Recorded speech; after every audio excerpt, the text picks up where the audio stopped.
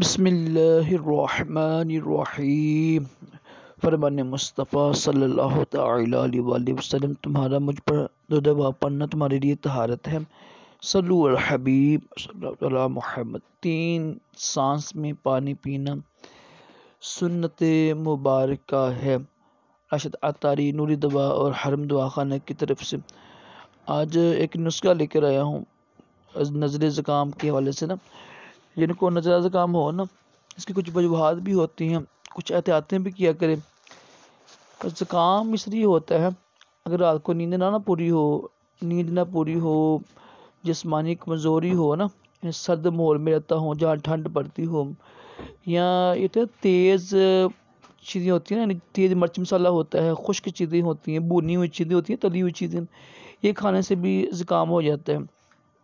تو چائے پینے کے بعد ٹھنڈا پانی پینا، ٹھنڈا پانی پینے کے بعد چائے پی لینا، یہ بھی کچھ وجوہات ہوتی ہیں۔ تو کوشش کریں ان سب سے بچا کریں، اور جن کو زکام ہو تو باہر نہ گھومیں۔ اور اس کے 2 نسخے میں آپ کو بتاتا ہوں۔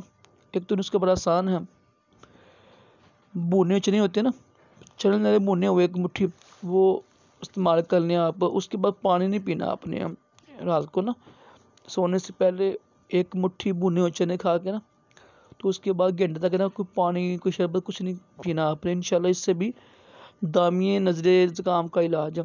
ایک یہ ہے کہ آپ پانی لے لیں 2 کلو، اس میں 12 گرام سونف یعنی 1 تولہ سونف لے لیں، اور 7 عدد لے لیں آپ لونگ، ڈال کر اس کو خوب جوش دیں۔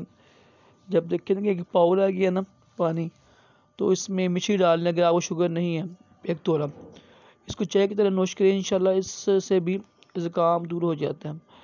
حدیث پاک میں اس سے منع کیا گیا ہے، یہ جو ہے نزلہ زکام، اس کو برا کہنے سے منع کیا گیا ہے، کیونکہ اس سے بے شمار بیماری دور ہوتی ہیں، جنون نہیں ہوتا، یہ ہوتا ہے پاگل پن اس سے ہوتا ہے، دماغی بیماری دور ہوتی ہیں، عافیت کے ساتھ اگر بیماری دور ہوتی ہیں، دماغ ہلکا ہو جاتا ہے، اور بھی کافی زیادہ جسم کی اصلاح بھی ہوتی ہے۔ تو زکام کو برا کہنے سے منع کیا گیا حدیث پاک میں۔ بہرحال پھر بھی بیماری تو ہوتی ہے تو اس کی علاج کی سنت مبارکہ بھی ہے، کچھ میں نے آپ کو بتائی ہیں، اس پر عمل کیجیے گا، انشاءاللہ شفا ملے گی آپ کو۔